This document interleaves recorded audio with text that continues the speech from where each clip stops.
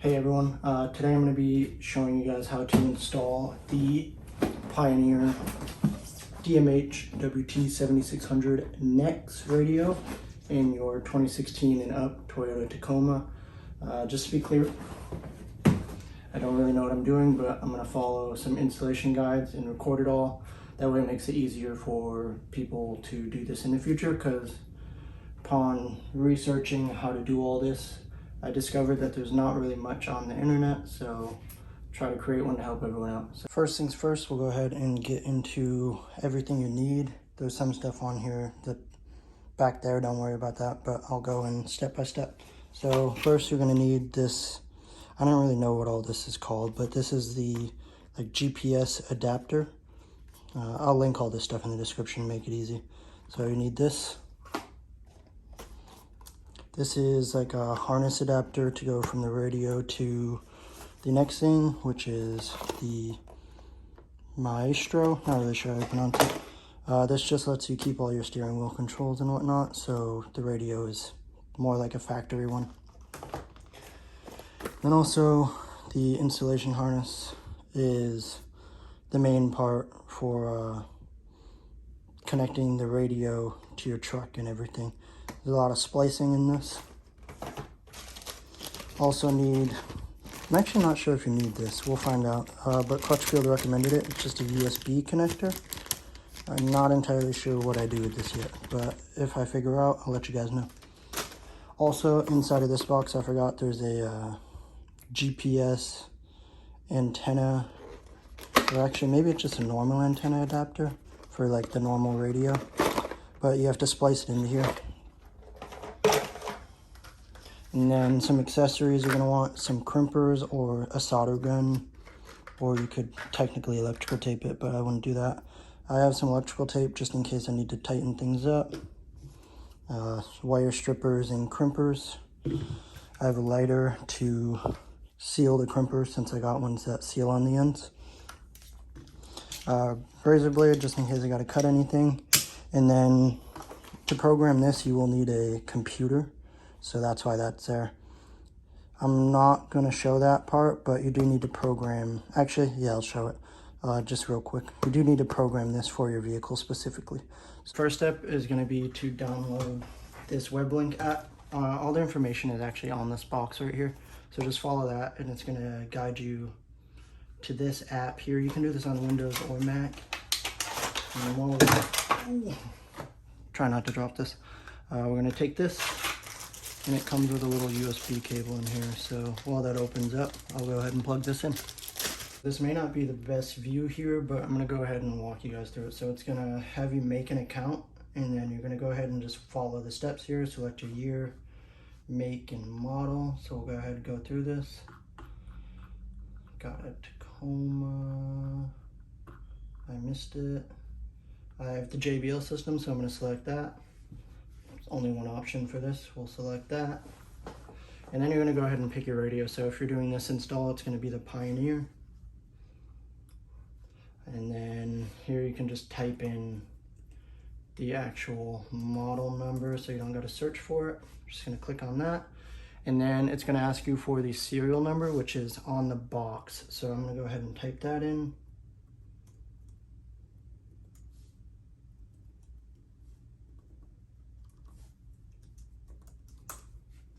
And there we go.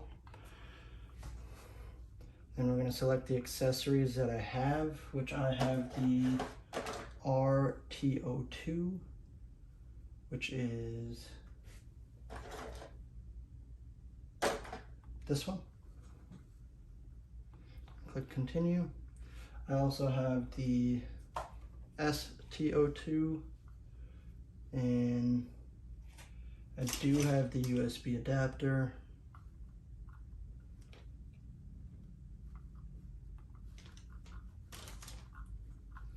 No radar detector kit.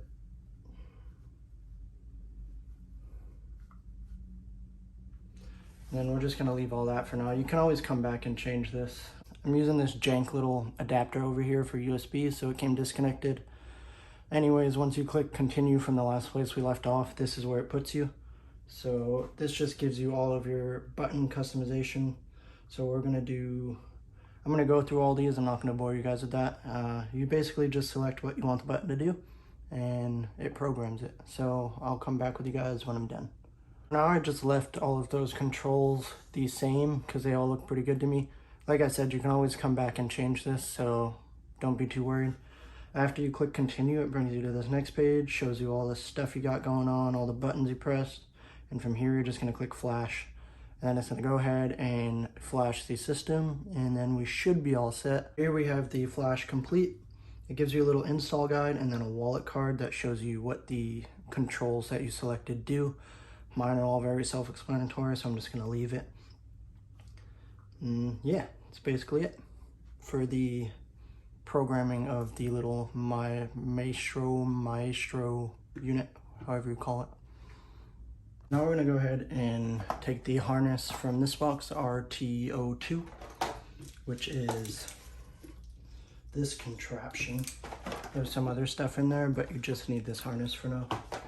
And I already got a little bit of a head start yesterday because I was impatient, and I pre-crimped the half of the wires, or all the wires that I know that I need, and I went ahead and shrunk the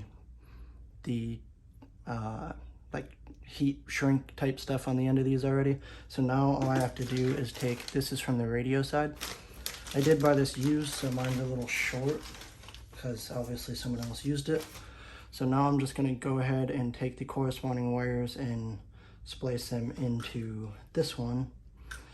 And I'm going to do that by using this Crutchfield guide. I can go ahead and put this in the description. This just shows you exactly what color wires to match up to the wires here.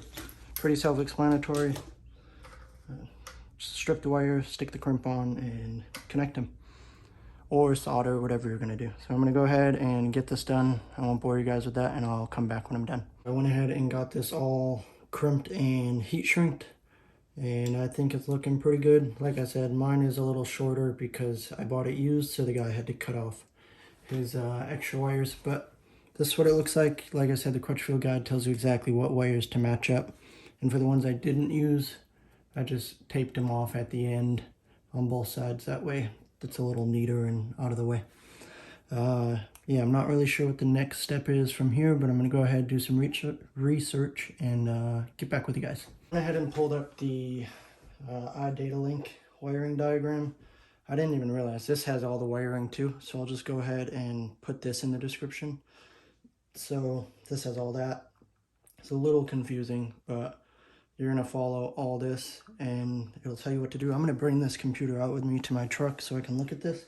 I'll just show you guys what I'm doing. So the first thing I did was plugged the green wire into the green little plug. Then you take this black, red, and yellow one, plug it right in next to it. And then you take this 18 pin, I think it's an 18 pin, and plug it into the other side right here. That's all I'm going to do for now. That just helps me keep this a little more organized. When we get to the truck, we'll figure out where these go and where these, basically where all the other stuff plugs in. So I'm going to go ahead, gather all my stuff up, and I'll catch you guys in the truck. Went ahead and moved out to the garage now. I apologize if I am sweaty. It's about probably like 95 degrees in here, but it's hotter outside, so I'm going to go ahead and do this in the shade and the somewhat okay lighting that I have going on.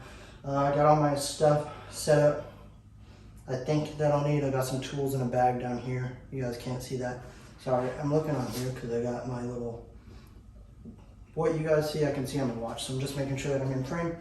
So we're gonna go ahead and start by taking out the radio, get everything out that we need to get out. It'll give me an idea of what I gotta plug in and figure out. So we'll go ahead, get inside the truck and start disassembling. So we're in the truck. I'm gonna go ahead and apologize about the audio. I had to get a fan going. It is middle of, well, no, it's beginning of fall in Georgia. It's hot here and I'm dying from New York, so it's quite the change. So I got a box fan going over there. I'm gonna go ahead and start getting into this. Yeah, sorry, the angle's a little far away, but it's all I can do. So first step, we're gonna go ahead and take off this trim panel. All you gotta do is just pull on it, and it comes right off. I'm gonna go ahead and move my radar detector out of the way. It's so hot that the glue is actually melting. And then I'm gonna go ahead, I thought it would be a Phillips, but it's not. So I'm gonna grab a socket real quick and we'll go ahead and undo these. It's a 10 mil socket. I got mine on a nice little extension here just to make it easier. It should just be these 4 bolts right here. I'm gonna go ahead and undo them real quick. Go ahead and undo those 4 bolts. Hopefully the audio's not bad, otherwise I'm just kind of talking loudly at you guys. So we're gonna undo the 4 bolts and the radio should pull right out. And you're just gonna disconnect everything from back here. I'm gonna go ahead and be careful with this, so you can't really see the angle anyway. So just unplug everything, pretty self-explanatory, and then I will be back. So I went ahead, got everything unplugged, got the radio out. I'm gonna go ahead and put this aside. I'll probably end up selling it, try to recoup some of my cost. But yeah, that's that. This little thing fully came out of it, so I'm gonna have to figure out what this is used for, but for now I'm gonna set it up there. There is this white plastic box back here that's meant to like organize the wires.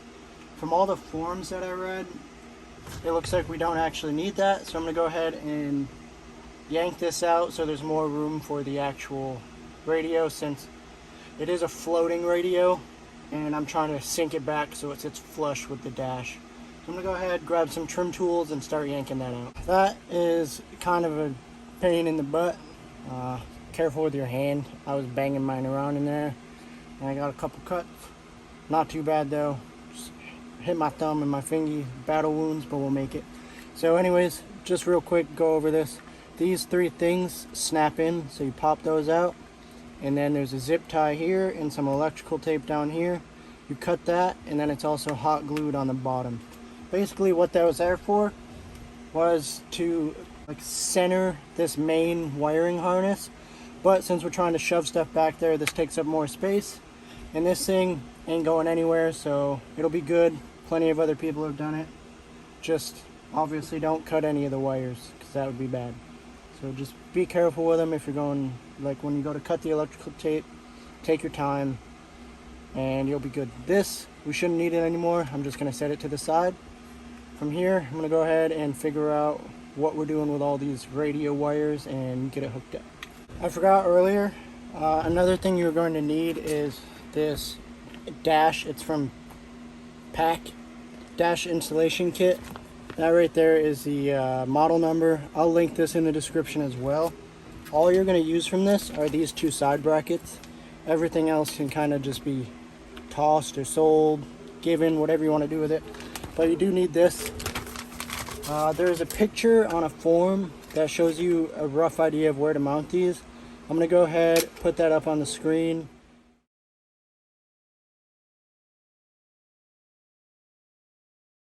I'm just going to follow that and get this thing hooked up the side, so that way when I plug everything in, I don't have to try to do it after. Alright guys, I'm back a couple hours later. That was pretty rough, I'm not gonna lie.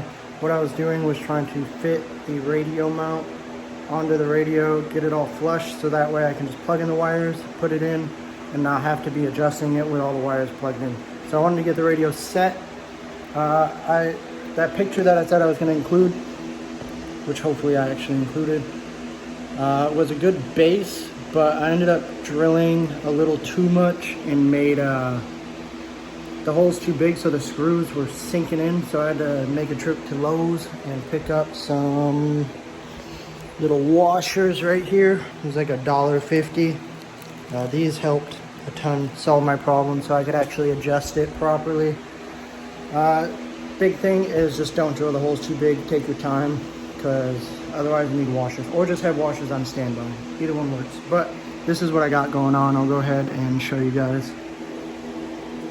So that is the one mount side, just those 2 screws out there. You got to drill this hole out so it can go down.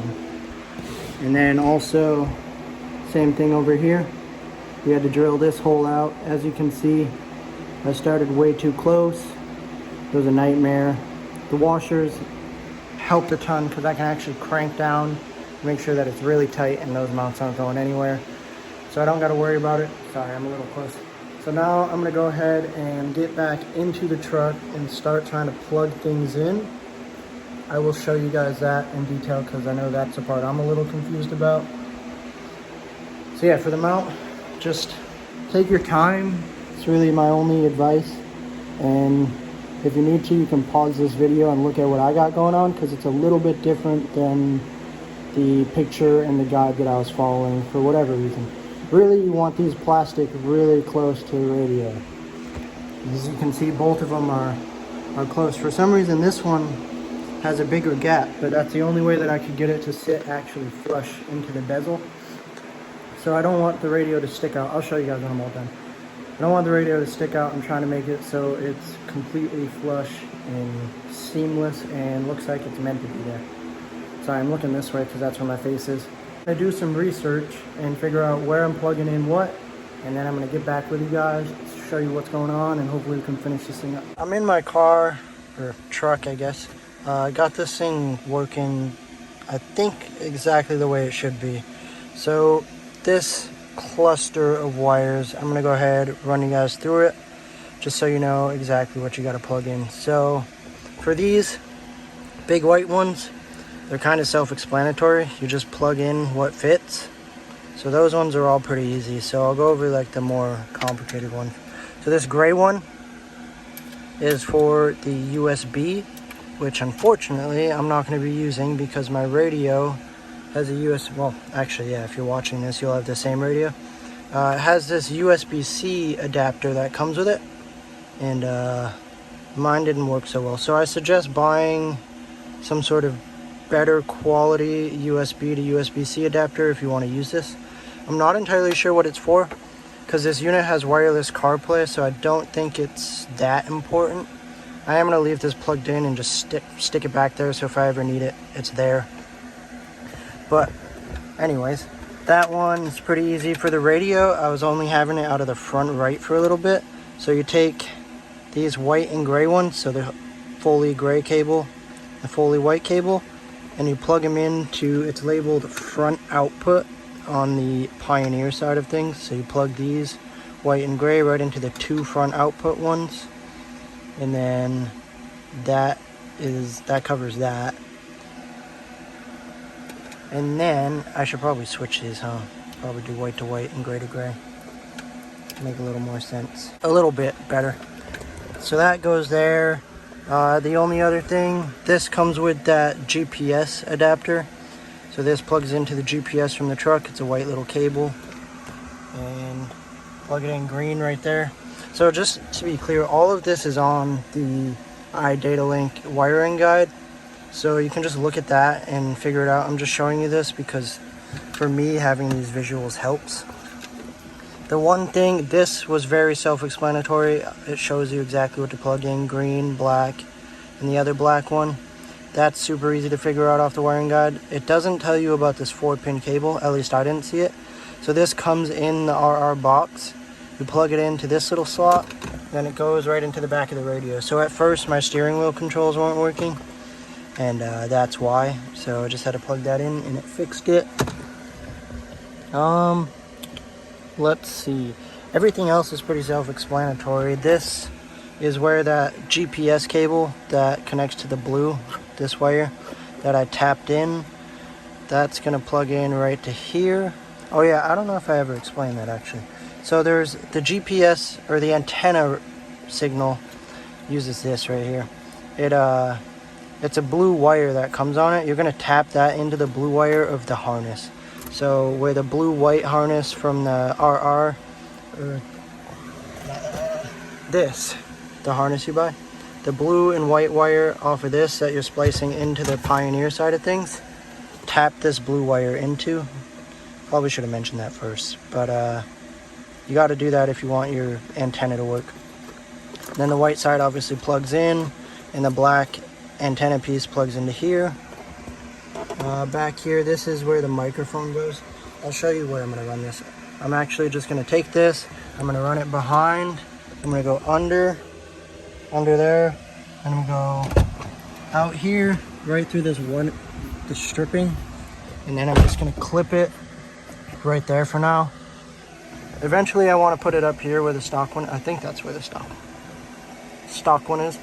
Eventually I want to put it there, but I didn't buy the kit, so I'm just gonna put it right there for now. So yeah, this is what we got going on for the wiring. Like I said, I'm gonna include the, what's it called, the Crutchfield wire guide and the RR data wiring guide, because they're both great, and if you combine them together you'll have all the resources you need. Plus this might help clear up any confusion. This is for the backup camera. It's all really well labeled, so don't be like, it's pretty simple to do on your own. Honestly, I think the hardest part is crimping or soldering, or if you use the posi connectors, connecting all the wires. And then what I did was started by taking these white clips, I plugged everything I could into the truck side. Then I just took everything and plugged it into the radio or the RR, because nothing that I ran into can plug into a spot where it's not supposed to go. So everything has a dedicated place. Just, you know, follow your path and you'll get it. I'm gonna go ahead and put this thing in and hope that it works, and then I will check back with you guys. Real quick, let me just go over where I decided to run the microphone. So start with it right here, and then you have the whole wire dangling. I fed it through this, right down this seam. You just literally tuck it in there. It's very simple. It just peels up. Well, the wire just kind of hides in there, so it goes right in there. You can't even see it right now, but it's in there. And then you just follow it all the way down. You're gonna pop this panel open. You're gonna feed it through, and then the wire, you're gonna pass it through, grab it from under the steering wheel. I'm gonna pop this back in. This literally just pops out. It's super easy. So I'm gonna pass it through, grab it. The radio's falling. Grab it under the steering wheel shroud, and then you pop out this little half of the, or this little part, and literally just feed it through and grab it from this side and pull it, and then it's all hidden. Plug it right into the back right here, and that's it. It's a good temporary spot until either you want to go there, or you can just leave it there, whatever makes you happy. So yeah, that's the microphone. Now I'm gonna go ahead and start tucking wires back. Tucked all the wires in. Basically, I just shoved everything as far down as I could and then pushed the radio in. People were complaining about that on the forums, but it really wasn't that bad. I'm gonna go ahead and start up the truck and we'll see if everything works.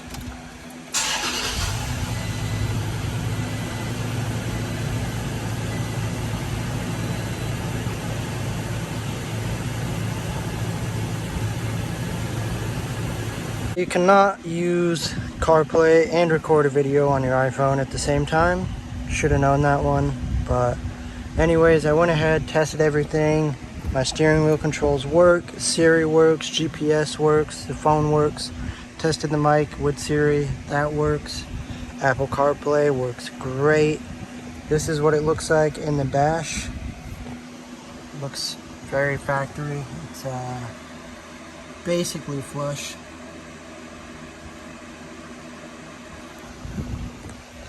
Looks really, really good. Looks like it's meant to be there. I personally love it. I have completed the installation. It was a bit of a mess, honestly.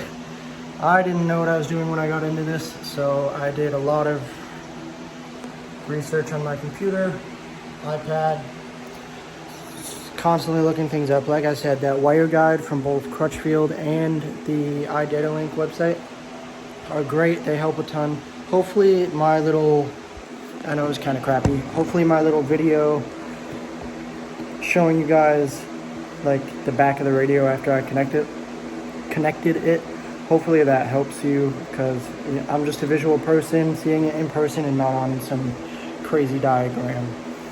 So yeah, that's it. Biggest things I would say is don't drill your holes on those plastic mounts too big. It's a nightmare. Or just have I would just have washers on standby just to be safe, and perfect that location and tighten down those bolts or screws on the mounts before you start even messing with the wires, because the wiring part honestly is pretty simple. You just plug stuff into where it goes. It's not that difficult. So yeah, that is the installation. I will do an update video on like how the radio is working after like a month or so. I'm gonna stay active in these comments for the foreseeable future, so if you have any questions, I'll try to answer them quickly, because I know most of the threads on this radio are pretty dead now and you can't get much help. So if you have any questions about your install or any questions about my lack of showing you guys, because I'm not that great at that, I got carried away, started doing some things. If you have any questions, comment down below and I will try my best to help you. Thank you guys for watching. Good day. Peace.